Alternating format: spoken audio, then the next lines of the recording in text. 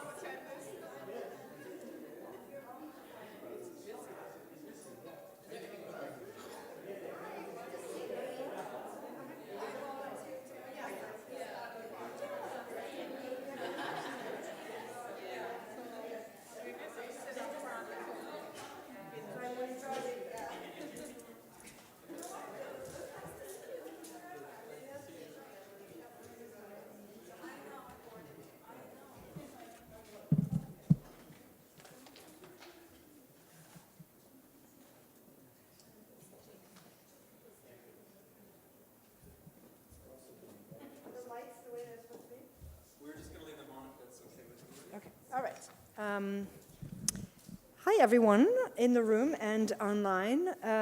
Welcome. Good evening. It's so great to be in a room with people. My name is Lucia Ale.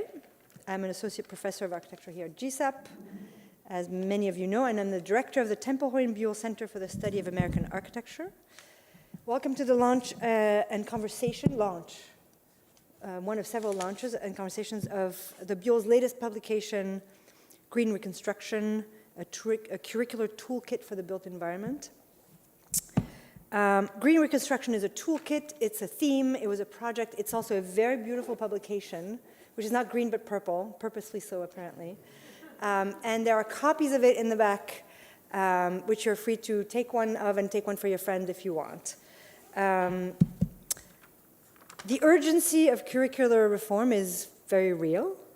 Everywhere schools of the built environment are feeling the pressure to update their syllabi, their teaching rosters, their precedence list, their bibliographies, their review schedules, whether they have reviews at all in order to better reflect the expectation of incoming cohorts that have been fired up in recent years.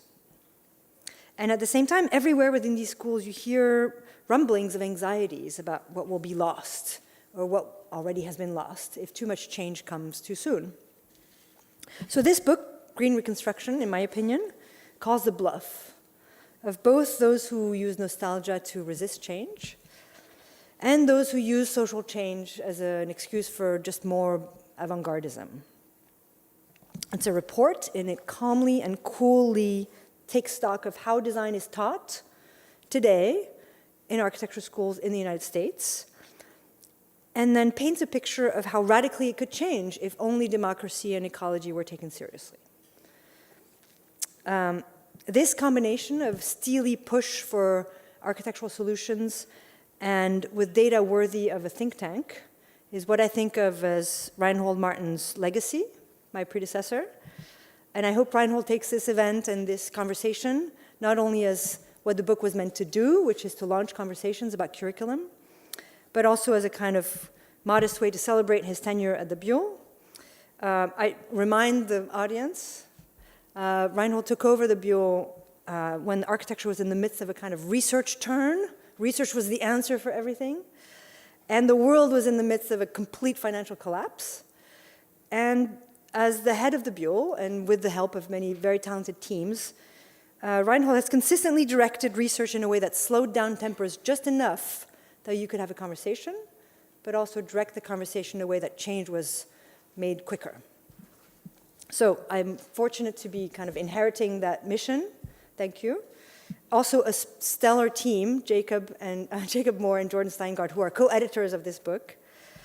And speaking of the future, I should mention, in this year, the Buell will have a series of events, continuing a series of events called Conversations on Architecture and Land in the Americas. Thursdays, lunchtime, in person or on Zoom, join us and sign up for our mailing list. For now, my job is just to leave the floor to Quilian Riano, who we've invited, who is an experienced educator and kind of uneducator. We've invited him to be the moderator for this evening and host. So I will say nothing more except to introduce him. So Quilian is interim dean of Pratt Institute's School of Architecture, and he also currently serves as the vice president for architecture of the Architectural League of New York. Prior to this, he taught urban design at Kent State University. Quilian is also the founder and lead of, thank you for making me pronounce the letters, Design Agency, spelled without the vowels.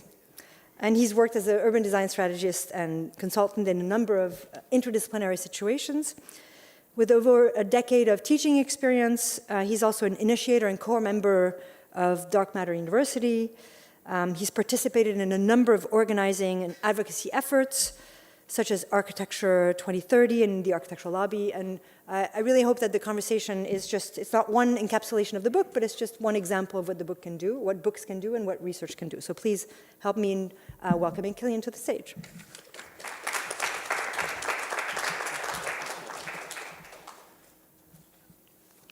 Hello, everyone. How are you? I cannot tell you how honored I am to be here today. It's a very exciting book. I've been sharing with people, one of the things that I've enjoyed the most is to be able to actually delve deeper into the book. It got to me about a year, I guess it was a year ago, and then rereading it now, beginning, especially as I step into the role of interim dean, and I'm beginning to deal with a lot of the issues that more clearly that are laid out here. It has been great. And it also is very important because the kind of conversation that we're going to have today is the thing that the book really is arguing for. There's a series of recommendations, suggestions, and other things, but really, right from the top, the first thing that caught my attention is that in order to move forward, we need to seek more democracy, not less. Be more public. History is not just for the historians. Conduct experiments with clear hypotheses. At every step, the very clear thesis of the book is that in order for change to happen, for this conversation and how what we teach is important, but how we do it is equally important. And that's something that I think is very, very important, as Lucia so gracefully just mentioned. I've done a lot of organizing within the architecture world with Architecture 2030, that was a little more towards the professional side, the Architecture Lobby, and Dark Matter University. And in all those examples, I think the idea of how to bring people pluralistically into a democratic space of conversation has been key to see how we move forward. So we hope that today we'll discuss a few things, including the large and aspirational. I think that the book begins by saying, and I don't want to go too deep into the book because Reinhold is going to do it, but so I'm picking at a few things that I think are important and interesting. The Green Reconstruction is an outline, an open work for the repair of a world ravaged by three intersecting crises of mutual care, of racial oppression, and of climate crisis. I think the mutual care part there does a lot. What we hear a lot is a lot of the things that are happening, but I think that idea that by mutual care we begin to talk about the other two incredibly important things is that grabs you right from the beginning. Then it goes on to talk about the very word reconstruction. I think that's something that we're going to talk about today. As we think of that, and W.B. Du Bois is quoted right away, that is not the first time in American society, at least, that we've had to use this word. We have to construct something new because what has come before it has not worked. And I think that pointing at that and the democratic moment that reconstruction became, that then there was a backlash against, is an important thing to think about. And maybe that really brings it to be even more contemporary than maybe when we started the book. And then there are some great specific proposals for curricular change around themes of authorship, communication, competition, essentials, imagination, professionalism, relation, representation, rules, specialization. Some of the rules are so pragmatic and specific, eliminating portfolios as a requirement for admission. That is something that I've been having active conversations with our admissions and recruitment people about. So incredibly very specific. And what are the prompts? What are the other things that could stand instead of that? Some are expansive, establishing democratic inclusive guidelines for making the work of students public and making juries themselves a public atmosphere. I was sharing a little bit of what I've done in the past, where I tend to have a 90% review where the students get a little bit of feedback, and then the final review is really a celebration of the work, a conversation, an invitation to larger other groups of people. And some are straightforwardly radical in the best sense of that word. The sharing an institution's fabrication tools with the community members. That is just, I love that. I think that especially within academia, sometimes the protection of resources and what we have becomes a little bit of what dictates conversations. being able to think about them more as the providers of some of resources for a larger community of learning, and thinking about how that could add to the education, incredibly important. But altogether, these set of examples really begin to do what the best of architectural education does. It allows us to understand deeply the condition of today and imagine potential new futures. If our architecture, design, planning, management, of all these issues, all these disciplines we teach, if we look at what can they be and what is their role in society and how can academia get there, I think that's what the book is doing. And why today, I think Lucia really put it well in that every school around the country is looking at its own curriculum, thinking about how we can move forward. I have had conversations with art schools, design schools, graphic designers, having the same set of issues. Sometimes the same set of anxieties. Are we going too far? And how do we know when we get there? And I think that might be something else that we talk about today. And what does it mean to create change? And I think, again, the idea of the democratic change together. How do you bring an entire faculty, students, larger communities together to make that change? Okay,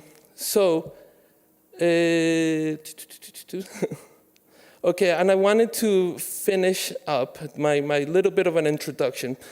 I wanted to read to you something that I've been meditating on. As I've come into the role of interim dean at Pratt, I've been thinking about the legacy and that some of the things that we think are new, that we are talking about for the first time, we know that's not true. And Colombia has a whole history. If Michael Sorkin was with us, he would tell us about the way in the 60s, the conversations that were had, and how things tend to be very cyclical.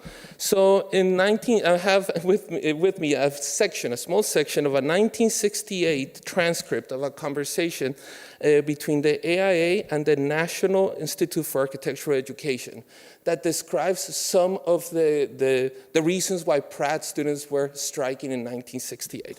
So it goes. The students of the School of Architecture at Pratt Institute went on strike Thursday, April 4th, 1968. Why? The past history of attempts to affect change by working with the administration got no results. What were their demands? Were they earth-shaking? Well, they just threw every bit of design and every bit of curriculum in the school. There were 12 very important points. Number one, no interaction between classes within the School of Architecture. Number two, design problems that were poorly written. Number three, there's no relationship between credits given, hours, class hours, and work necessary. Number four, many of the professors are professionally proficient but not adequate as teachers. Number five, projects consistently lack any relationship to what happens in the real world. Number six, the state of the facilities. Number seven, there is no coordination between the other schools at Pratt and the others and the network of architecture schools around the city. Let me just see. There is no clarity of financial appropriations. For example, where does the $15 facilities fee go? There is suppression of experimentation in the field for new ideas. The curriculum is totally inflexible and it has no socially oriented courses. Number 11, there's a serious lack of community relations. And number 12, the indifference and apathy on the part of faculty is transmitted to the students. So I want to just give you, I've been meditating on this 1968 conversation as I think about the school now. So without further ado, I will turn it over to tonight's speakers. Tonight you will hear 3 presentations, and then I will have a small response, and we will have a moderated Q&A. Hopefully, folks that are online can also participate in that. So we will have first Reinhold Martin describing green reconstruction. Marion Gooden will discuss the market perspective, Weiping Wu on urban planning perspective, and then the Q&A. I will now present the 3 speakers and just get the conversation going. Reinhold Martin is a historian of architecture and media, and a professor of architecture in the Graduate School of Architecture, Planning and Preservation at Columbia University, where he directed the Temple Hoyne Buell Center for American Architecture from 2008 to 2021. A founding co-editor of the journal Grey Room, Martin has published widely on the history and theory of modern architecture and urbanism. He's also a frequent public essayist on the architecture, politics, urbanization, and climate change. Martin's books include The Organizational Complex, Architecture, Media, and Corporate Space, Utopia's Ghost, Architecture and Postmodernism, again, The Urban Apparatus, Media, Politics, and the City, and Knowledge Worlds, Media, Materiality, and Making of the Modern University. Mario Gooden. Mario Gooden is a cultural practice architect and director of Mario Gooden Studio, Architecture plus Design. His work crosses the thresholds between the design of architecture and the built environment, writing, research, and performance. Gooden is also the interim director of the Master of Architecture program at the Graduate School of Architecture, Planning, and Preservation, GSAPP of Columbia University, and a research associate at the Visual Studies in Art and Design, VIAD. At the University of Johannesburg, Johannesburg, South Africa. He's a founding board member of the Black Reconstruction Collective, a 2012 National Endowment for the Arts Fellow, a McDowell Fellow, and the recipient of the 2019 National Academy of Arts and Letters Award in Architecture. Weiping Wu. Weiping Wu is a professor of urban planning and director of the urban planning programs at Columbia's GSAPP. She served as interim dean of the school during the spring and summer of 2022. At Columbia, she's also in the faculty of the Weatherhead East Asian Institute and Columbia Population Research Centers. Before joining Columbia in 2016, she was professor and chair in the Department of Urban Environmental Policy and Planning at Tufts University. Trained in architecture and urban planning, Professor Wu has focused her research on teaching on understanding urban dynamics in developing countries in general and China in particular. She is an internationally acclaimed urban and planning scholar working on global urbanization with a specific expertise in issues of migration, housing, and infrastructure of Chinese cities. Her publications include 9 books as well as many articles in top international journals. Please join me in welcoming Reinhold Martin.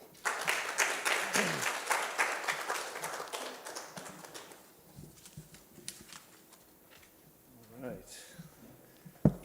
Oops. Is this is a bag. Is yours? Well, hi everyone. Well, thank you, Quilian and Lucia, for your kind introductions, and particularly I appreciate Lucia's characterization of the, which is true. I mean, it's really interesting to think back and reflect strategically and institutionally about what we can and cannot do and what might, be possible in the future with the institutions that are in our care. And a good part of the spirit of this whole project has to do with, I suppose, some sense of responsibility in terms of caring for these institutions. I also want to say what a pleasure it is to be a Buell Center guest, and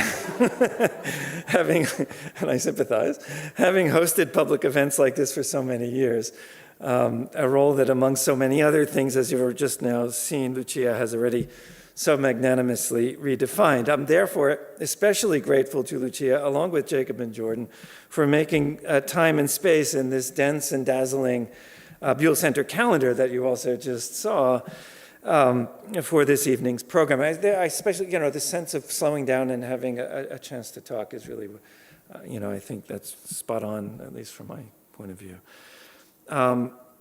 So for that purpose, I'll only just take a brief moment then to explain this project, a recent one, however long in the making, the Green Reconstruction Curricular Toolkit, mainly to consider, with the help of our wonderful colleagues, its afterlife, its future out there in the world, well beyond its origins in a little Victorian building over there on what was at the time a particularly insular, but still is, an insular, Zoom-dispersed campus atop a small hill in Upper Manhattan.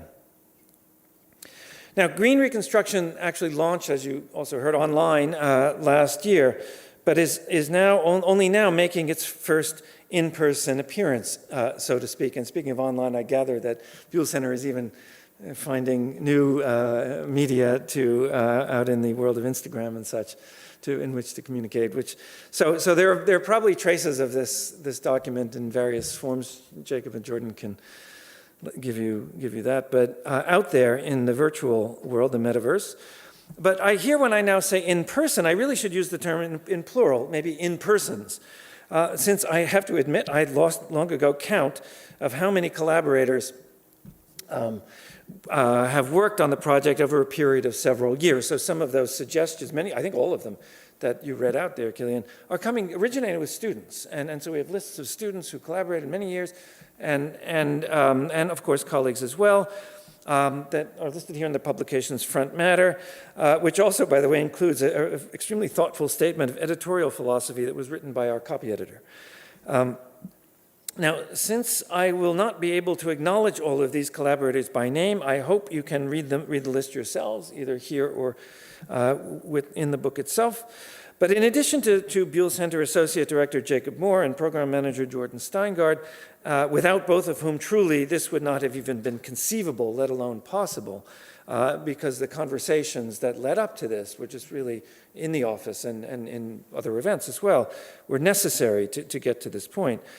I want to single out two others, Peter Harrison, who's here in the room with us, and Abby Rinaldi, who collaboratively researched and co-authored the section of the book that's titled 3 Cities, a Comparative Object Lesson, which together with the architecture folios on each city included in the book, forms the core of the sort of sample curriculum that, on which the Green Reconstruction Toolkit might be tested.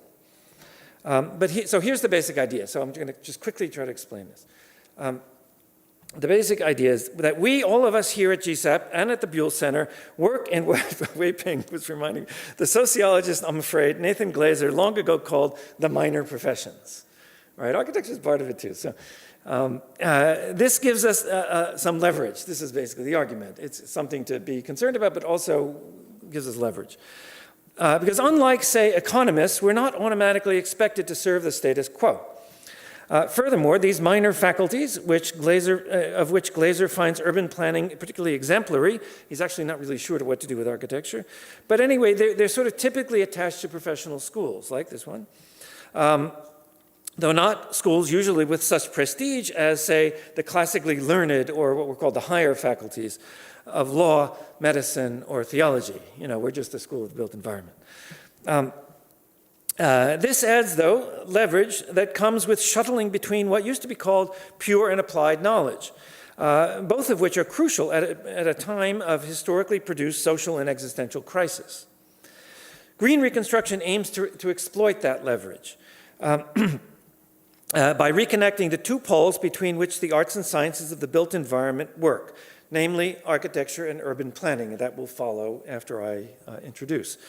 That will be Mario and Weiping. With architecture leaning more or less towards the arts and humanities, and, if you will, urban planning leaning a little bit more towards the social sciences. Now, to do this, we've tried to get underneath formal curricula with a toolkit of essentially pre-curricular instruments that these fields, to some extent, share to different degrees. Teaching formats, paradigms, and practices. The list, could be endless, and this is just really a sample. All of which is based on quite a broad survey of urban planning and architectural curricula across the country, all 1,115 of these. So that's what's scrolling here.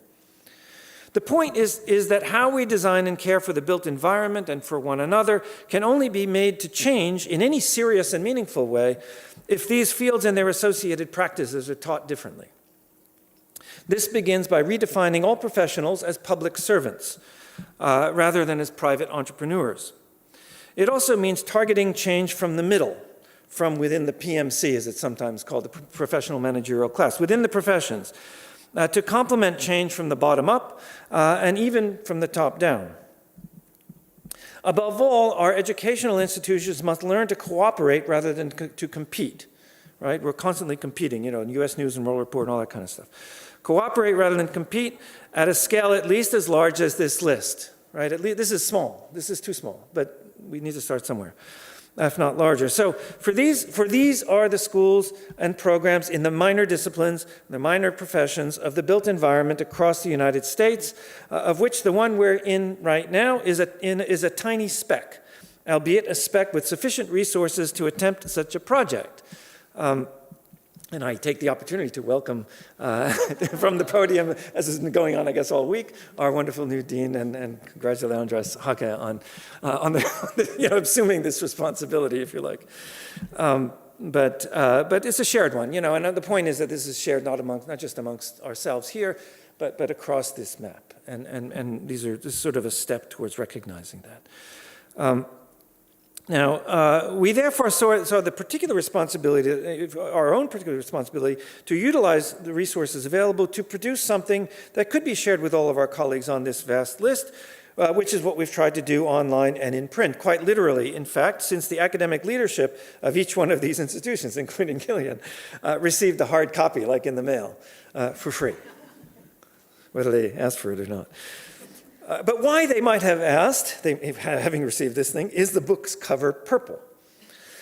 Designed by our friends at MTWTF, the cover and what's inside respond to our prompt to think and work in the real world.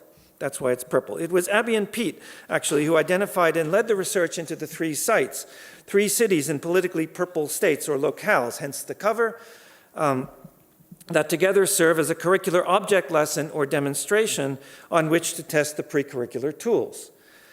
Very diplomatically, if you read the text, they spoke with real professional planners working in these 3 very different municipalities, Erie, Pennsylvania, Greensboro, North Carolina, and Buckeye, Arizona, about the priorities, possibilities, and limits of planning along the 2 axes of what we're calling green reconstruction. The green axis of decarbonization, ecological repair, and environmental justice, and the axis of what W.E.B. Du Bois called abolition democracy in his monumental Black Reconstruction in America, from which our project humbly borrows its syntax. To which I hasten to add that, like the project of Reconstruction itself, these 2 axes imply a third, the axis of political economy, without which the other 2 would simply melt, alas, into the symbolic air. As you'll see from their conversations, Pete and Abby's conversations in the book, not everybody that they spoke with agreed, though all were desperately underfunded. That was sort of the common denominator. Nonetheless, it was and remains our hypothesis that this is where red and blue meet, at the gas station, that is. And this, the gas station, and not the mythic town square or even the shopping mall, we identified as the real and symbolic center of public, political, and economic life in the all too real fossil-fueled hallucination called America. Gas prices went up today for the first time in 99 days in this country. So, as a prelude to the toolkit, we therefore placed public service announcements. You're seeing one here. There's another one. PSAs. We got used to this during COVID, right? PSAs. In actually existing gas stations in each of these 3 municipalities. These are the ads that were placed on the gas pumps. And Jordan did an incredible work in getting these placed. And the PSAs invited those emerging from their cars to think again about the world that they share with others, just on the other side of the pump, which is also where architecture and urban planning meet, I think, at the new temple and the new agora. In an oppressively ordinary, sublimely real world where the ironclad plan is to pretend to have no plan. And the most carefully controlled design seems disarmingly off the shelf. So likely as not, come November, this world and its voters will mean more to most of us here than will our own warmly vanguardist boutique. To say nothing of November 2 years hence. For these, I'm afraid, are among the front lines that I think we all know. So that's it, then. That's it. Green reconstruction, or the gas station as a picturesque ruin. To which I'll only add that our efforts to devise pre-curricular instruments listed here, adequate to this task, follow the 4 principles that Quilian also mentioned. That is, seek more democracy, not less. And we mean this like as literally as possible, like voting and other practices such as that. Imagine voting again. 2, be more public, not less. 3, history is not just for historians. And then 4, conduct experiments with clear hypotheses. The first 2 should be self-explanatory. The third reminds us that by definition, change is historical, and only a finely tuned historical consciousness can affect it. The fourth I'll just close with now. Like the concept of the object lesson, which admittedly I know puzzled some of our collaborators, like what is this thing, object lesson? This is a quiet homage to the tradition of progressive education, a tradition of open-ended, theoretically precise empiricism, of artful, hands-on experimentation with verifiable results that's most famously associated with the educational philosophy of John Dewey and is partly enshrined across the way at Teachers College. There's a bust of Dewey, actually, in Teachers College. You can go see it. And is still practiced by countless educators around the world. The reference, which is not necessarily a radical one, right, it's Dewey, honors the pragmatist legacy that my predecessor, Joan Ochman, explored at the Buell Center in a very different way some years ago.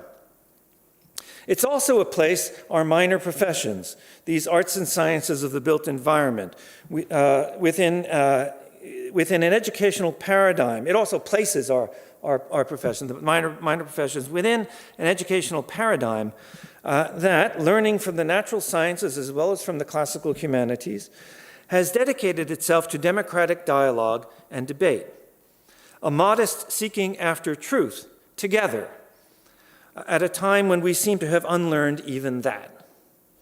So I therefore step aside and ask you what you think. Thanks.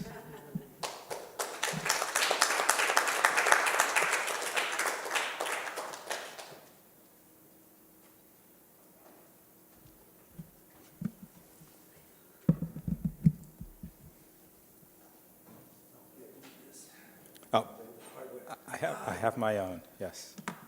Thank you. Good evening, everyone. Thank you, Quilian, for that early introduction, and thank you to the Buell Center for the invitation to participate. And I will say, make an intervention, because what I'd like to do this evening is perhaps offer an intervention which is not only about curriculum and how we learn, but what is it that we're learning? And how is it that we come to know what it is that we're learning? So here goes. In 1970, Nathan Hare, sociologist, psychologist, and Black studies scholar activist, published an essay entitled Black Ecology, in which he described the abject conditions of Black life at the intersection of urban environmental degradation and basic economics caused by industrial pollutants, overcrowding, the shortage of housing, and white flight. Today, more than 50 years later, Black ecology has reemerged as an insurgent anti-disciplinary knowledge formation that aims to understand and radically transform the understanding of the environment, ecology, and the socio-ecological dynamics that not only imperil but also affirm Black life. In Black Ecology, Hare stated, "The emergence of the concept of ecology in American life is potentially of momentous relevance to the ultimate liberation of Black people. Yet Blacks and their environmental interests have been so blatantly omitted that Blacks and the ecology movement currently stand in contradiction to each other. The legitimacy of the concept of Black ecology accrues from the fact that, 1, the Black and white environments not only differ in degree, but in nature as well. 2, the cause and solutions to ecological problems are fundamentally different in the suburbs and the ghetto, both of which human ecologists regard as natural or ecological areas. And 3, the solutions set forth for the ecological crisis are reformist and evasive of the social and political revolution which Black environmental correction demands. While the Green New Deal, House Resolution 109, aims to, and I quote, promote justice and equity by stopping current, preventing future, and repairing historic oppression of indigenous peoples, communities of color, migrant communities, in deindustrialized communities, depopulated rural communities, the poor, low-income workers, women, the elderly, the unhoused, people with disabilities, and youth, referred to in this resolution as frontline and vulnerable communities, scholar and sociologist Michael Warren Murphy, in Notes Towards an Anti-Colonial Environmental Sociology of Race, points out that understanding the environmental injustices that Black people contend with at a global scale requires us to confront slavery not as something of the past, but an ongoing structural element of Black existence. In the Wake on Blackness and Being, Christina Sharp illustrates this concept with a straightforward illustration. And I quote, "But slavery was not singular. It was rather a singularity, a weather event or phenomena likely to occur around a particular time or date or a set of circumstances. In what I am calling the weather, anti-Blackness is pervasive as climate. Therefore, a more radical corrective is needed that liberates Black, brown, Native, and Indigenous people, and that is not an extension of colonial epistemologies or white liberal paternalism. Hence, the resurgent Black ecology affirms the bodies and knowledge of Black, brown, Native, and Indigenous peoples, that is, their ecological bodies, their embodiment of land, water, and air. According to Frantz Fanon, the land is the most essential value for a colonized people because it is the most meaningful and provides life, bread, and naturally dignity. Sylvia Wynter in Novel and History, Plot and Plantation echoes this ontological understanding of the African. For African peasants transplanted to the plot, all the structure of values that had been created by traditional societies in Africa, the land remained the earth, and the earth was a goddess. Man used the land to feed himself and to offer first fruits to the earth. His funeral was the mythical reunion with the earth. Because of this traditional concept, the social order remained primary. Around the growing of yam, of food for survival, he created on the plot a folk culture, the basis of a social order in 300 years.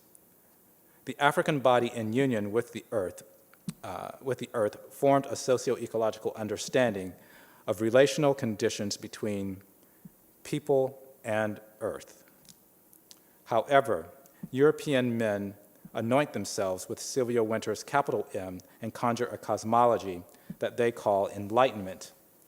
Enlightenment exploits the subjective murkiness inherent to ecological existence to sanction capitalism's foundational enterprises of genocide and slavery after the fact. The Enlightenment man orders himself as the height of existence, as white human and universal, and us at its bottom as Black inhuman. Fearing the force of white and the pitfall of Black, others become equatorial, folded into the unsettled gradient of the brown in between, striving towards the northern pole. The ecology of humanity enters a state of dysbiosis. This is Imani Jacqueline Brown. And under the project of coloniality, modernity, land became property, a capitalist enterprise, including the enslavement and selling of these Black bodies containing knowledge. Enlightenment ecologies flatten spheres of existence into two dimensions, property and profit. Enlightened ecologies are hierarchical rather than rhizomatic. They are latitudinal and longitudinal, surface and flesh, Black and white. The liberation of Black, brown, Native, and Indigenous bodies is also the liberation of embodied knowledge of the land. While scholars like Imani Jacqueline Brown call for the reparative strategies, these are not simply legislative benevolences or monetary restitution for harm done or trying to quantify harm, but practices of repair based upon Black knowledge. Practices of repair and practices of liberation are not passive, but active and resistant. W.B. Du Bois in Black Reconstruction in America, an essay toward a history of the part which Black folks played in the attempt to reconstruct democracy in America, challenged the standard narrative at the time that Reconstruction was a failure, that discounted the contributions of Black people. Instead, Du Bois emphatically demonstrated the agency of black people and freed slaves during the Civil War and Reconstruction, reframing that period as an era that held promise for a worker-ruled democracy to replace the slavery-based plantation economy.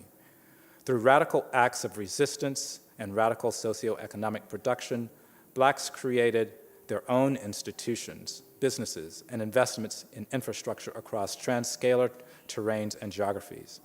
These radical acts were spatial practices of liberation. Likewise, black ecology is a spatial practice of liberation in which the embodiment of land, water, and air is liberated from colonial epistemologies of property and profit. Furthermore, black ecology strategies are allied with the transcultural connectedness of liberatory spatial practices. Na'ole no ka aina, or kanaka ole, mele mahi ai. Here is the earth, wet it here. Here is the digging stick, thrust it. Here is the hand of man. Bring forth the water, life-giving water of Cana. Bring forth the sweet potato, body of Lona. Here is the taro, Heola. Bring forth the fish, Kanoala. Life to Heloa. Life to the parent plant. Life to the baby plants. Life to the fruits of the strong. Bring forth to the race the heavens and earth swell. The earth is Papa, the sky, Lakia. The forest is man. The hand, land, and progeny of Hawaii are solid. Thank you.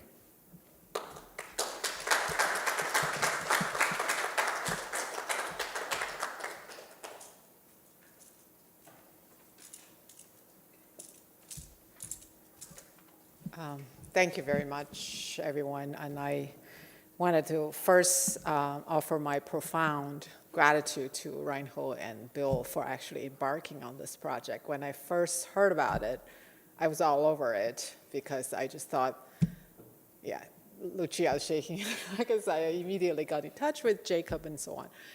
It's been so rare to see this kind of cross-disciplinary dialogue, especially given we are all, built environment professionals. There are deep disciplinary possibilities of collaboration, but also barriers of collaboration. So I think this is such a fruitful start, I hope, of a long conversation for us to continue, and for Buell and for GSAPP to take leadership in that direction. A quick fact is that about 50% of urban planning programs nationwide are in architecture schools, and the rest of them are in public policy schools, arts and sciences. So you see planning fits in lots of different places, right? But a number of years ago, there was a survey about how happy the planning faculty were. Reinhold told me I was going to cite data, right? So that's one factoid, that they actually came out with the result that those who are sitting in architecture schools tend to be happier. We can look into that article again. It was at least 15 years old. And nothing has been done again. So, I want to thank you, Reinhold and everyone at Buell and our alum, Peter, for being part of this big project. And then the powerful remarks by, just blanking on your name, Mario, sorry, really kind of prompt me to shift my sequence of talk a little bit differently. So I'm going to actually talk about two things: what we learned, how we learned, the two big sections in the book. And I will start with what we learned and then how we learn. And Mario's walking us through this Black ecology, really, I was writing down this particular thing that we need to learn is skill for social inquiry, right? So we are quote unquote minor professions. Obviously there's a reason. And if you look at in the last number of presidencies, you look at the President's Council for Domestic Affairs, who's talking about urban? There was never planners, and there was, of course, never architects, right? They were all economists because the methods of inquiry are very different in other disciplines. And is that a good thing or bad thing? But I think what Reinhold is calling in both his remarks and in the book is about we need to become more public. And the fact that we need to do that should be built on the basis not only we talk about the publicness within our curriculum and how students learn, is really that effect needs to be felt beyond the university walls. And that's why when Pete was running for a congressional seat, I was like, yes, right? Because I've talked to many planning students, why aren't you guys running for offices? I mean, because you have the qualities, you have the preparation to do that.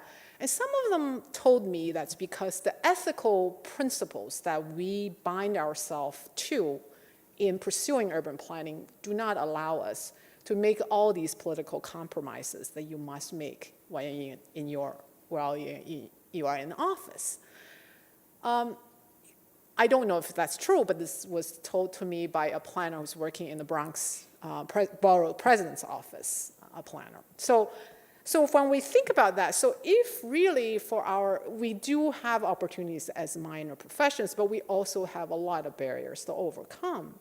And one of which is how we interact with the rest of the society, right? When Trump won the election, a lot of our faculty was saying, look, what are we teaching to our students?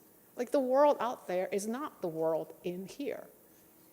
And so skill for social inquiry, I really felt that in the book, that it's really important that all of us in GSAPP, in different disciplines and programs, should learn about how we actually talk to people.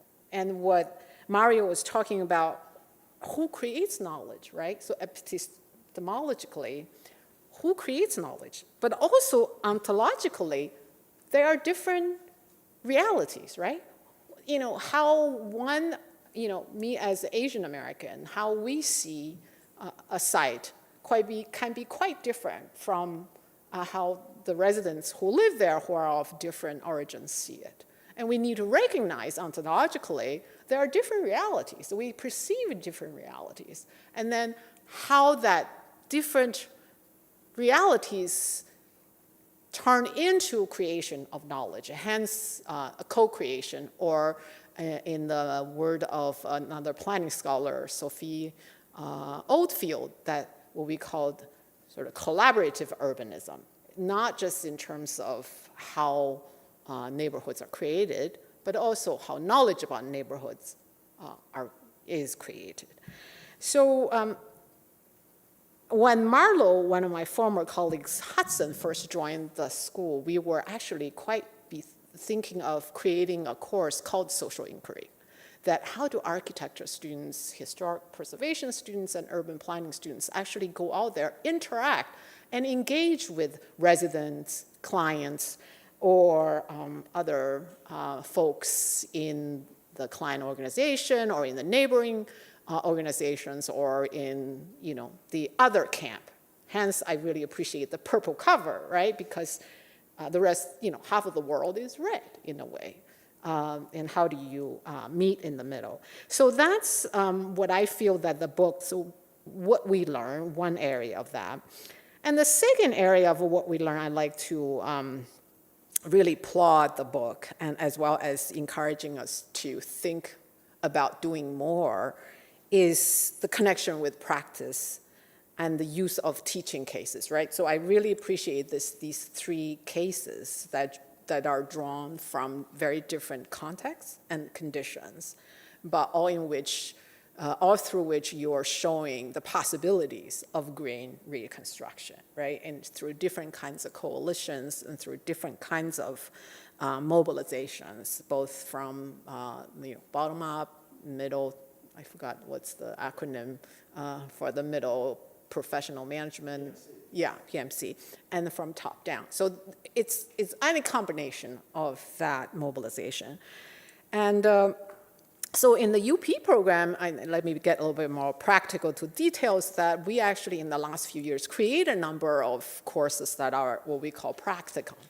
That is either you, of course, with the architectural studios and UP and other program studios, you actually are engaged with projects. But that's not the only way to engage with the outside world. You can also study with a more kind of grounded teaching cases. And then I think these three are going to be really fantastic to be used as teaching cases. I mean, we know business school uses this approach a great deal. I mean, there's certainly merit to it. And I think, so Lincoln Institute for Land Policy has been generating some teaching cases, and there are others. But there are not enough of them that are really grounded in this kind of a lengthy, deep analysis and understanding of the conditions. So some of our planning students will come to our program and really want to take away ready-made solutions, right, to another place. And how do we discourage that kind of imperative and really, push them to sit, more quietly to really understand the conditions and the context in which some of these green reconstruction initiatives actually took place. And we can't even say that they are necessarily successful, right? How do we really evaluate that? So in terms of what we learn, I thought I want to offer those two thoughts. On how we learn, I'm just really thrilled by the fact that the book talks about the various different instruments that we use in curriculum and in teaching. I guess in the last 2 decades or so in academia, there has been this major shift from quote-unquote teaching to learning, right? For those of us who started teaching, we couldn't care. We all had to cover this much content. In fact, I serve on the Planning Accreditation Board. Before 2017, all the standards were about inputs, like how much you teach. And now, since 2017 set of standards, now we go into 2022 standards, it's all about learning, how much the students actually learn. So I think the book really takes this, it's about learning, it's not so much about teaching. However, how we teach still matters a big deal, right? And so I want to just talk about 2 things in how we learn or how we teach. One is the interdisciplinary learning that is really challenging. And when I first came to GSAPP, I understand that there was quite a bit movement towards that. And so just take an example of the UP and Architecture Studio. It's been offered now for 4 years. It took a while to really blend and to make sense of that kind of learning, because epidemiologically, the approaches are completely different, right? The architectural students and faculty tend to be more what we call creative and speculative. It's a different kind of approach. And the planners are what we call propositional. It's more evidence-based. How do you blend the two? It's actually almost impossible, right? But they took about 4 years to make some progress into sort of a space in which the more individualistic-based teaching and learning approach can feel comfortable with the more team-based learning and teaching, so in 2 different disciplines. I mean, there are real barriers to think about and to really kind of keep in mind that the architecture students need a set of learning outcomes and the planning students need a different set. How do you reconcile those in the same classroom? And so don't take this as a criticism of the architecture field. How many of the buildings are actually designed by a single person, right? Almost none. But why is it always the building of Frank Gehry? I think it starts from the classroom, how we teach. And why should studios all be individually based in architecture? I don't know. I went through 5 years architecture education, I went the same way. But in planning, it's completely different in a way that, and I think historic preservation, and even urban design, is much more team-based approach to studio learning. I understand the traditions and the requirements of accreditation and so on and so forth, but these are questions for us to really start asking if we are really to do this interdisciplinary learning. And last but not least, I would like to, as someone who was an immigrant and remains attached to my cultural roots, for those of you who worked with me on the anti-racism task force, know I preach this quite a bit, which is intercultural learning and classroom culture. That I made a small effort in urban planning to try to really push that. It is, knowledge is obviously marked by power relations. And how we, in a way of dispense knowledge in the classroom is also marked by power relations. And this school is incredible in a way of its global scope in all of the faculty and the students, but we all seem to teach more or less in a very American-centric pedagogy. I wouldn't say all of us, but I noticed in my program very much so, class participation must count for 15%, you must talk in the classroom. Why should I, right? I understand. So the first year as a graduate student at Rutgers, I didn't say a darn thing the whole year. Because in my culture, that was not valued. And because in my culture, thinking through the problems and then maybe asking questions was more valued. And so we have so many international students in a way that they came there almost immediately disadvantaged by the way that we required class discussion. And we know there's certain set of students, not to their fault, but they occupy most of the space, and nobody else would. And I think fundamentally, we need to question that power relation within the classroom to really offer possibilities for students to participate in different ways, and in more meaningful ways to them, and more meaningful ways to the collective of the classroom. So that's what I wanted to share, and I just, again, want to offer profound gratitude to this project to allow me to share those 4 thoughts. So thank you.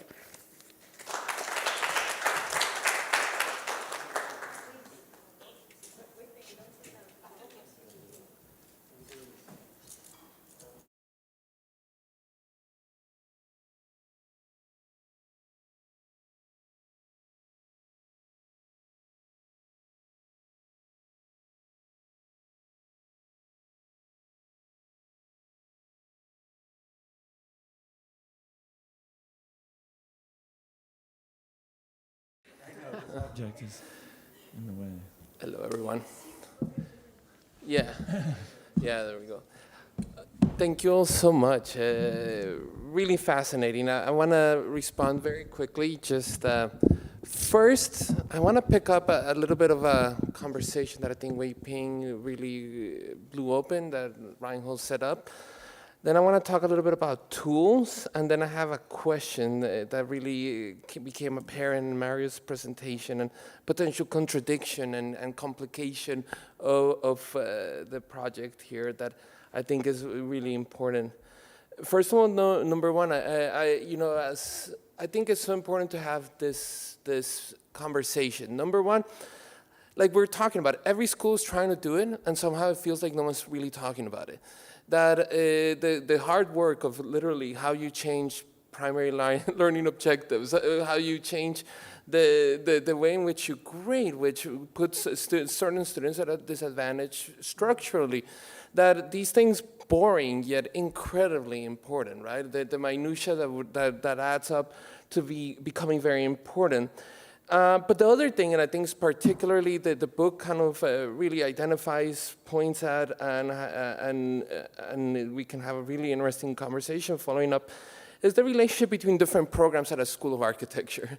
And the relative how much people are willing to work with each other, the differences, the similarities, and how often there is a quiet but palpable separation between, especially when it comes to planning, but I have also observed it in landscape architecture, interiors, what I want to say is maybe a little bit of disciplinary protectionism, that if we mix too much, we might change a little bit too much and we'll stop being X. And the way that begins to drive some of the questions, everything from how resources are shared, how we teach students, and the very pedagogic models.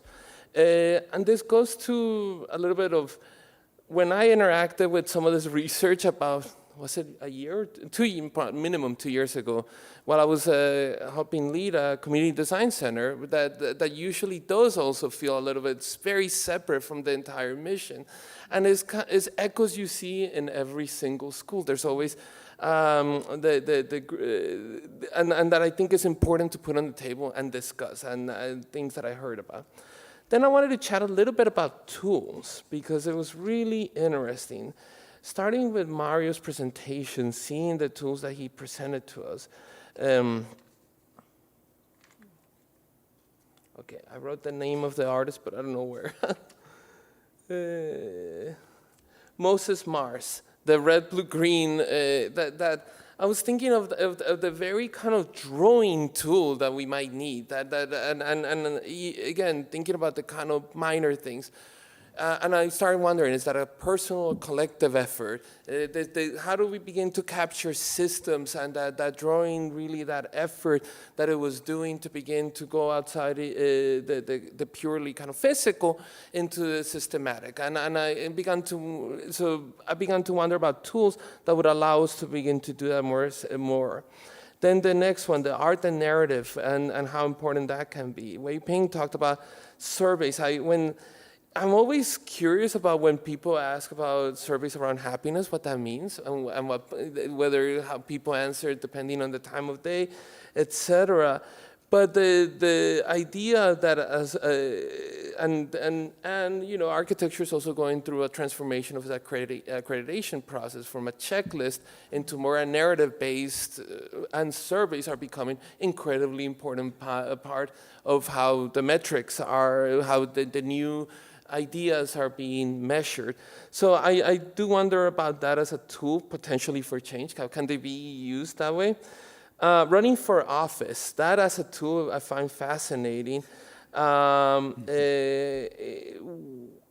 Weiping, you talked about engagements, and in that one I'm curious, and I think we'll bring that up in a second, is about the compromises that are necessary in an engagement process, right? Or the kind of, what is the goal of them? Recently I was in a presentation, and I usually like to give presentations about how much I like conflict, and that my engagement processes are actually often about trying to heighten a certain amount of conflict to understand things a little bit better as a communal experience. And people were asking me if the point was for me to solve them, to come to consensus. And this is something that I think is where my question is leading. On the one hand, I think Mario's presentation made a very clear case for what we're up against, the epistemologic kind of conundrum that we find ourselves in. Colonial has all these patriarchal, all these what I like to call hidden subjectivities within every single aspect of society. We don't even think about it; it's just there. And when is it that we use the tools that the book here talks about to compromise, to begin to work within the system, to play around it, and to, in that way, to transform her? Or when do we stand? And what is the mixture of those two that we go up against? We need to change things.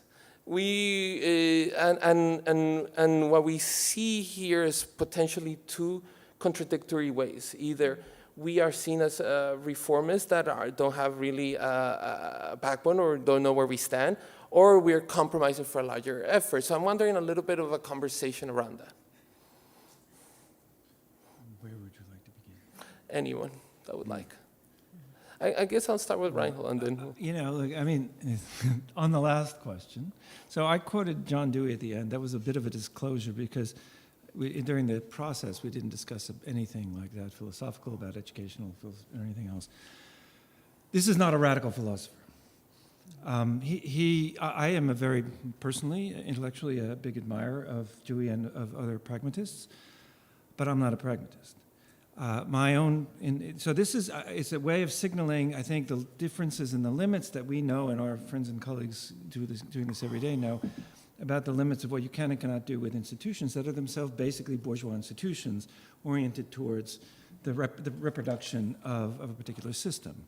So my own, so next semester I'm teaching a course on architecture and socialism, which is closer to my own commitments. It's not going to be a course about propaganda. It's going to be about actually existing socialism, including some of the references that are kind of alluded to and we've been alluding to for over a decade at the Buell Center, that's starting with the project on housing.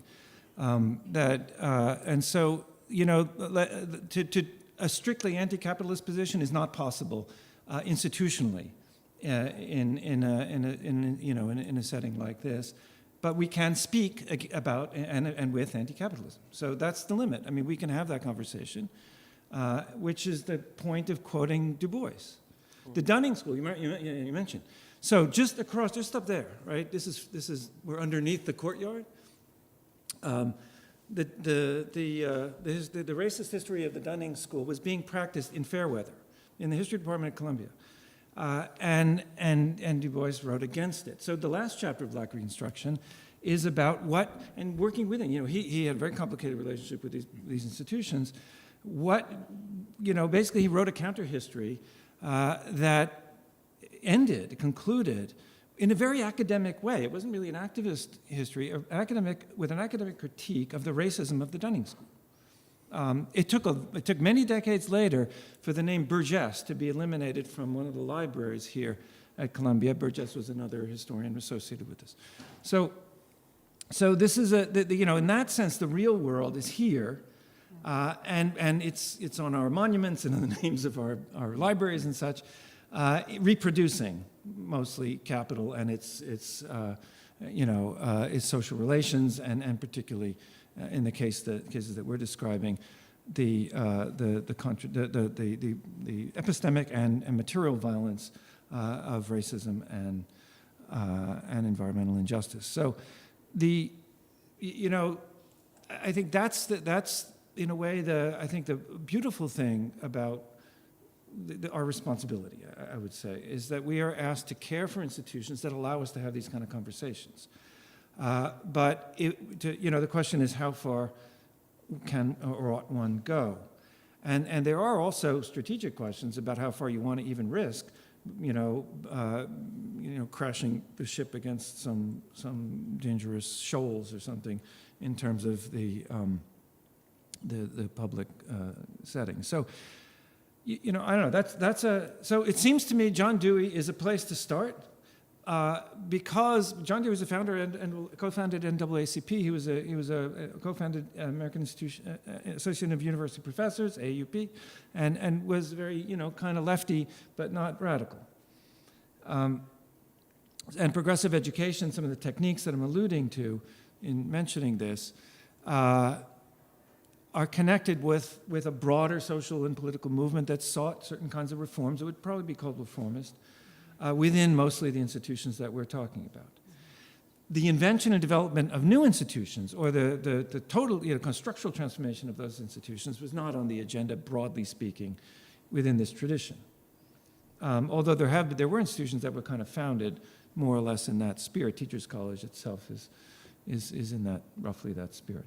So anyway, I mean, so I think I appreciate your question, and it's a very real one. I appreciate the realism of your question.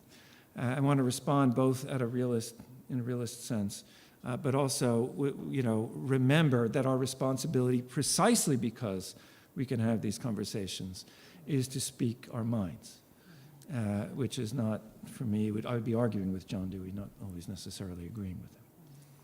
Weiping, I'm wondering if... Yeah, thank you. Great, difficult question. I may be disagreeing with Reinhold a little bit here, which is Okay. precisely the beauty of this Yeah, thing, right? I mean, that's the whole point. But I agree with you a great deal, but if you look at the history of planning and intervention and then theorizing, there's a big piece of the period in the history where planners were trying to stay away from politics, right? So like we are, quote unquote, the technocrats. And we can solve lots of problems through skills and through solutions that are, quote unquote, value neutral. And in fact, I think a lot of planners are trained that way still today in the world, but no longer, right? So values matter a great deal, and that's why I agree with you. Values are important. Politics are also important. However, I do feel as the role of the educator is different. Yeah.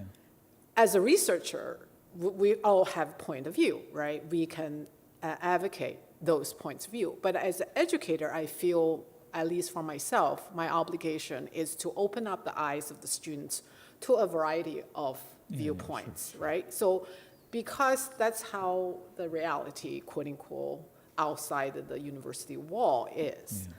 But to also help them gain the skills to actually look deeper into the conditions through which different worldview formed.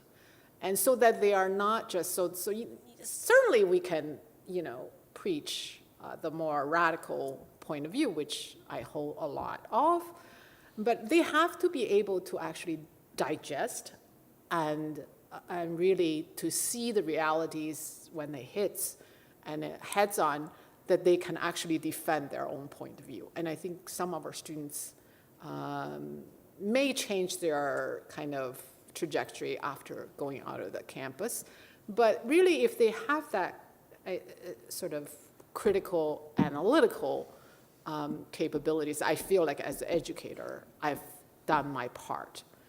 I don't particularly feel that I'm inclined to impose my worldview on the students. Because just quick example, when I was in my last institution, which, Kieran, you introduced, we had one student quitting the planning program because he said, I feel stifled because I couldn't say anything that's different from the rest of the students, because the planning students at Tufts actually were far more radical. And they would not tolerate even, I guess, a little bit left to the center, right? And so he actually eventually quit because he said that the ideological difference was impeding his learning. And I sympathize with the student. When all of your faculty think alike, I don't know if it's good. And in fact, it was so interesting. So your early question, how do you come to terms with each other when you have different worldviews? And on our search committee, which Reinhold served on for the urban planning faculty, we did we did so much soul searching. It was so important to try to understand how architecture faculty actually, come to, certain kinds of creation of a design, which is completely different from many ways that the planning faculty would work, right? But through that back and forth conversation, sometimes quite a bit conflict, not conflict in the real way, but conflict in our views, that we understood each other better when I actually understood planning better. And I think that happened on the anti-racism task force as well. And that kind of conflict. We're disclosing a lot here. This is all but as you said, the conflict is inevitable. You only get to understand and get past the superficial after you kind of encounter those conflicts. Yeah, I mean, the question, I think, Quilian also points to the conceit of the academy as a liberal institution, and that these knowledges are not radical; they've just been suppressed. And so I think you could ask the people of Flint, or Jackson, or New Orleans, thinking about Hurricane Katrina, thinking about Imani Jacqueline Brown's project on Death Alley in Louisiana, and the erasure, if you will, of cultural practices which knew how to live with the Mississippi, for example. So, I mean, I suppose, what this resurgent, if you will, Black ecology is trying to bring forth is that there's a knowledge base that exists and that has, in some ways, always existed, and that, but one has to recognize the continuing legacies or afterlife of slavery, which continue to suppress those knowledge systems and put them at the behest of capitalism. So I was also thinking of, I think it was Andrew Padilla at Princeton who wrote the piece 2 years ago about not demolishing, but eradicating the classics department at Princeton. At Princeton, Postdoc here. Yeah. So, that sounds increasingly, it sounds so radical, right? Yeah. But, a few of you know this because, you were in Berlin a few weeks ago. We saw it. You saw that, yeah. Winking But I texted a couple of friends when I was there because I had to go visit Nefertiti, and I was like, what the hell is Nefertiti doing at the Neue Museum, right? So that's a kind of knowledge that has been co-opted, right, and sort of suppressed and put in this other context, however that was done, whether or not, yes, James Simons paid for the archaeologists to go there and do that dig, but, that's an extracted knowledge that, that needs repair. Can I just add something? Because you're just at the beginning with Flint and everything. You're maybe unknowingly, but listing some earlier Buell Center activities, or at least maybe that's what I think. Jacob and Jordan also may be hearing this. That you could say set the stage or maybe inspired or provoked some of this. To which I would add the roundtable on electricity in Puerto Rico that so tragically comes to mind now when you understand, again, what's happening with infrastructure in Puerto Rico. And the privatization, basically, of infrastructure. And there's a way in which we could have dedicated this book, I think it might have been a little presumptuous, but to the water warriors at Flint, with whom we, through collaboration with our colleagues at Michigan, Claire Zimmerman, Andrew Herscher, and others, ran a workshop on the campus of of Michigan, and then in a community center in Detroit, in which we actually, in which gathered activists, academics, and others involved with a specific issue, the democratization of the right to water, the basically withholding of the right to water, biopolitical right, by the state of Michigan, under the auspices of the, what became more widely known ultimately as the water crisis at Flint. So, and these people for their whole lives have been marching on the Capitol and demanding, something as simple as water. And I was personally humbled, actually, to have a chance and by their work and their contribution. The challenge, though, is to translate. It's kind of what I was talking about, working in the middle. This is not an activist project. This is not even about finding ways, which I know you were just alluding to too, Quilian, of collaborating or supporting activist work. It's pedagogical, right? So, with respect to this another slogan was running through this whole thing is teach, don't preach, because absolutely there's nothing interesting, in preaching, and this, by the way, reproduces the theological origins of much education in any case, and we want to at least decenter that. So the question of how to open up the conversation, I completely agree with Weiping. But what I do want to emphasize, and this was back to the point about the Dunning School and others, the terms on which the conversation is conducted are constructed and enforced by generally we could say extra-institutional factors and forces, reproduced internally and intimately inside these environments, whether we're in a public policy school. I think absolutely, by the way, it's a very important point, that we pretend there's no such thing as an architecture school in some absolute way, just like there is no such thing as a planning school. And this is demonstrated by the student research that put together these lists that I was showing, that there are many varieties and types and ways of teaching the kind of things that we learn. But wherever we are in these settings, all over the world, the terms under which the conversation is conducted are given in many ways by not absolutely and non-negotiably, but usually given with some significant force by powers that are not immediately at the table. So that way of pointing to this, so it's still very difficult. I think we tried this, what was it, like 10 years ago or something, at MoMA to reconnect the word public with housing again, and that failed when we attempted to, with the Foreclosed Project, to develop and cultivate in much more grand and glamorous settings than the one we're in now, a new kind of awareness and consciousness about public housing at the moment of the foreclosure crisis. And it just reinforced to me, because actually, developers would get up in some of these settings and say, not in my America. And I vote Democratic, but not in my America. That's basically what one guy said at one of the MoMA meetings. And so...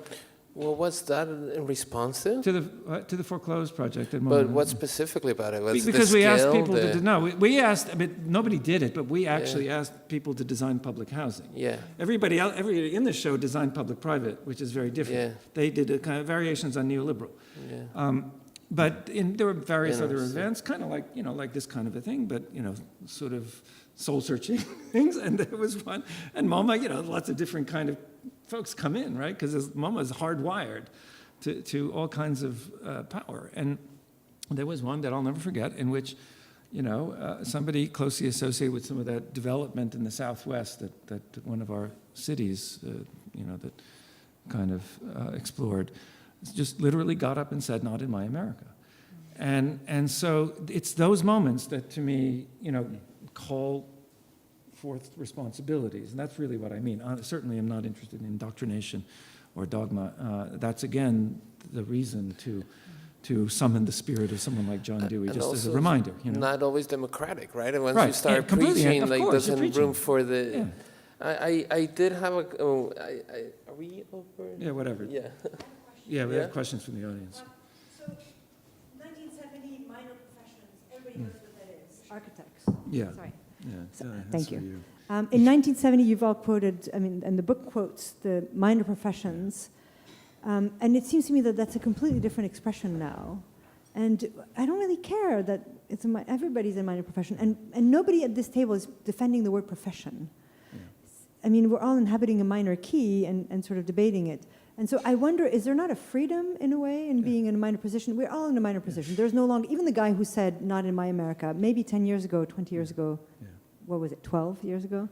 Whatever. He was in the majority, but now what majority is that? Yeah. He's continuing to say, not in my America, but he's not really in a majority. Nobody recognizes that as a major key. And I mean it in a kind of aesthetic sense, too. You're not really, nobody is speaking in this kind of major key that you're giving. And Dewey was also speaking in a major key. He was trying to make a script for the whole. So is there not a freedom to occupying a minor key, a minor... I don't know about profession, but a minor position, because you have more freedom to, I don't know. Do you want to talk about the debates? And the planner, Weiping was talking about all the debates that the planners had about this. So I see your point. I'm blanking on your name now. I'm just Lucia. Lucia. However, I think, so in the planning world, of course, the debate, it depends on what you're looking at. There's also the debate of whether, students will come to you, right? So, but I think fundamentally for planning to be a minor profession is deeply seated in the kind of philosophical mindset of this country. planning is fundamentally interventionist. It will never be a major discipline, right? Because it's against market.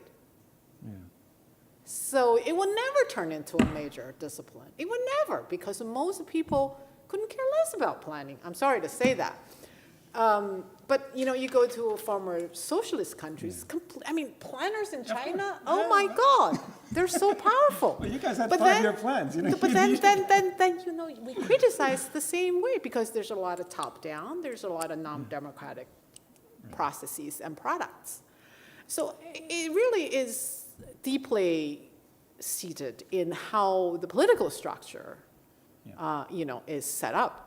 So planning will never be a major discipline. Architecture is different, though. I think it is something that could become a major profession in this country. Of course, to some extent, it depends on how architecture is practiced, right? If only well-to-do people can hire architect, you will not easily overcome the minor, quote unquote, whether or not we care about it. And so I think, in the planning program, actually, I thought a lot about this. And so the way that we've been trying to build or expand the curriculum is to encourage our students to go into, not encourage them to go into, but to equip them with the ability to go into not traditional planning roles. They actually go into the Democratic Committee on Redistricting. It's hugely political, right? But it's very much using the spatial analytical skills they learned here. So out of the 6 staff members, 2 are our graduates. It's like pretty amazing, right? Ask Leah, she's really happy about that. But we also have graduates going to real estate, going to tech, and so on, because they have, I think, the planning ethos. And I think the way to spread that ethos is for them to go into planning-related neighboring, or even not so much planning-related field, but planning-related jobs, right? If we want to play data, you have occupational data, then you have industry data. So when we think planning and architects, we think about industrial classifications. But there's occupational classification that says you may be a planner in a real estate firm.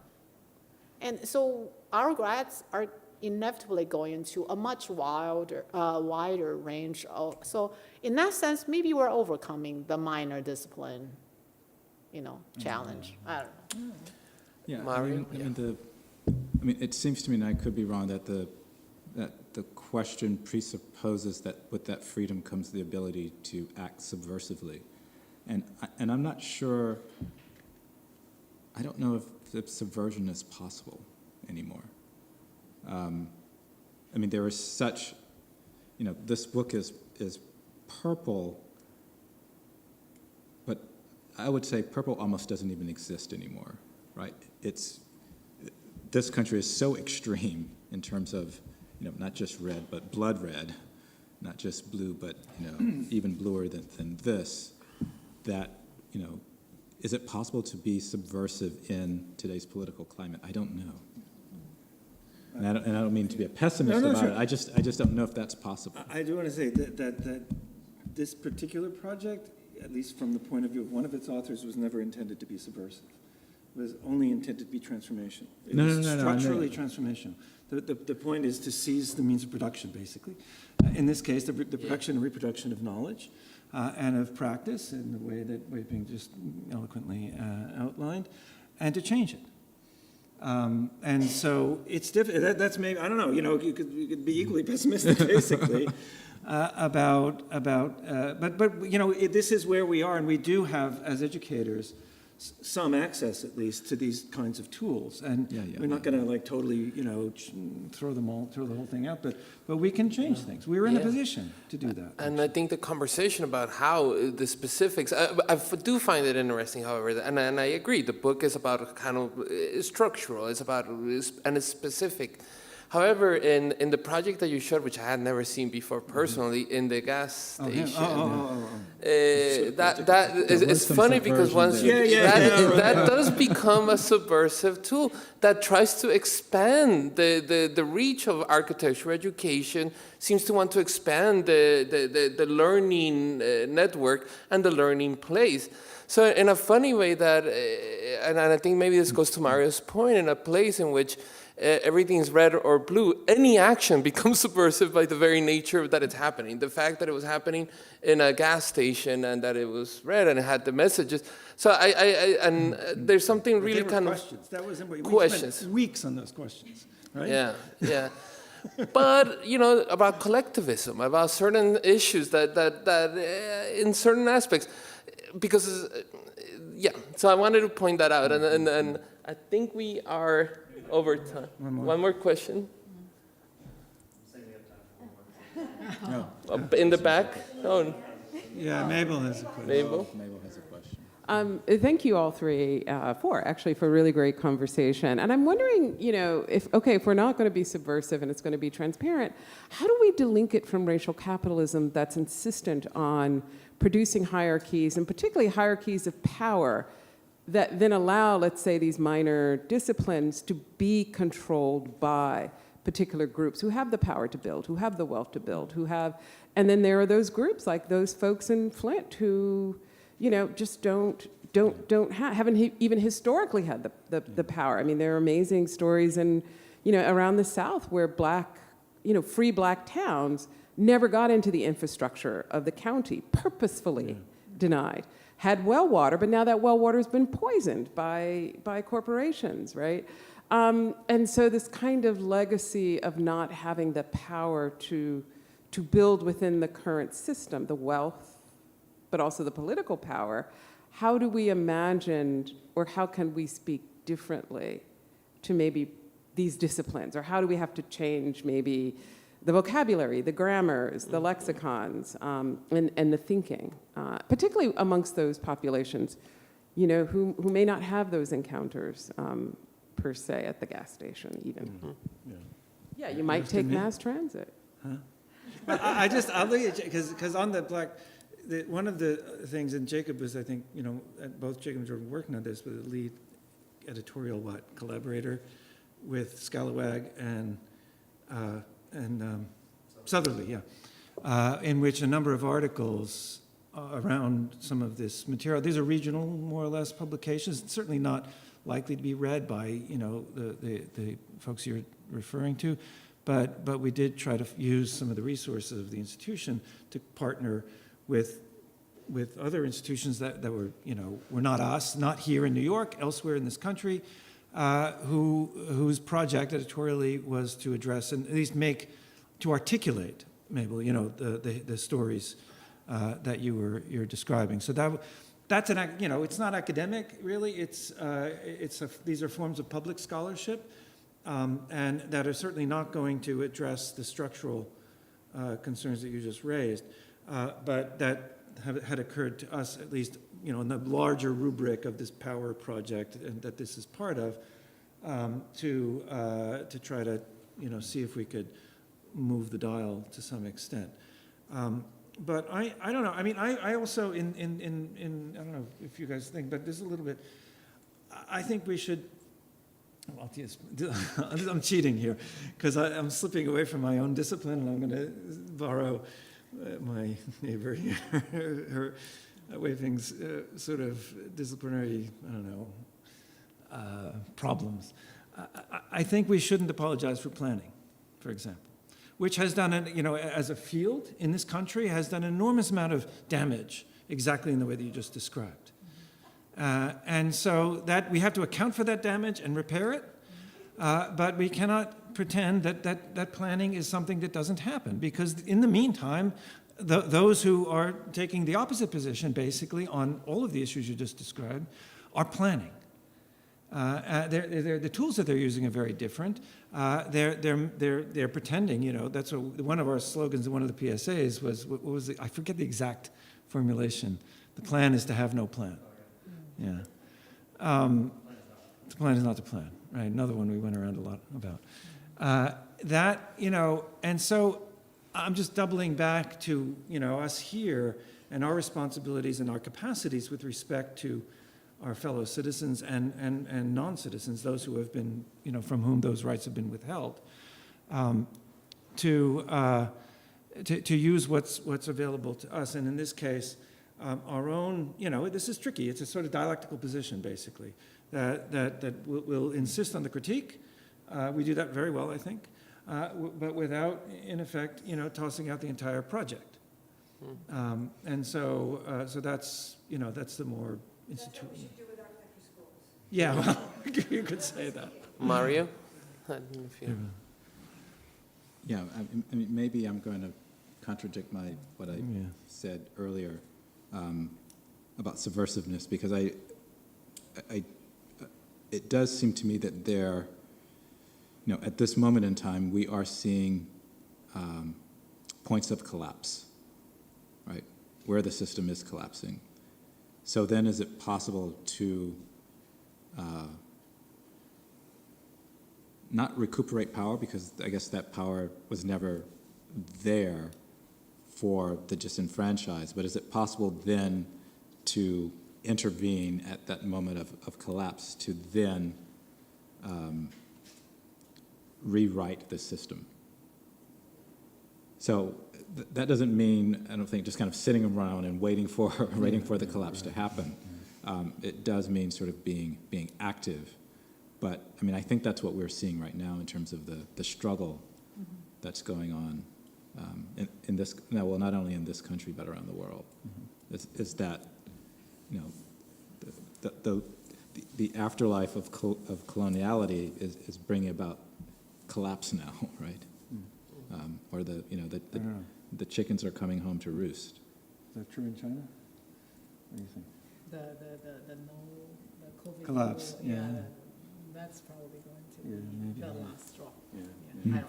Do you have anything else, Weiping, do you want to add to the question? I guess Reinhold was saying earlier he's not a pragmatist. I am. So that's why I have so much respect for Peter, that I think to really have to change how the rules are written, you have to be writing the rules, right? I think to some extent, I feel like maybe academia, we're overstating our role, or how much we can actually make changes. And I think our hope is in our graduates who actually go into public life to really be more public and to be getting into the driver's seat. And to an extent, I don't like to use that term, but because it was used by a police commissioner, the tipping point where change become possible. So that would just be. Well, with that, I want to thank you all. I want to also say that this is super. Thank you again for the book. I think that the kind of the principles, the ideas, I really want people, I think that you meant it to be debated. You meant it to be this kind of conversation. I hope that we continue it. Honestly, I almost feel like saying we're going to continue next time, maybe at my school, and have continue to talk about it, what its role is. And also, again, if we are on academia, we're interested in this moment, there's challenges and demands for change. How do we do that? How does structural change happen in academia, and how does that help us move forward as a pluralistic society that recognizes the historic wrongs that have been made? I think that that's the question, and I think that this is an invaluable product at this moment to help us think through that. So thank you, and thank you all.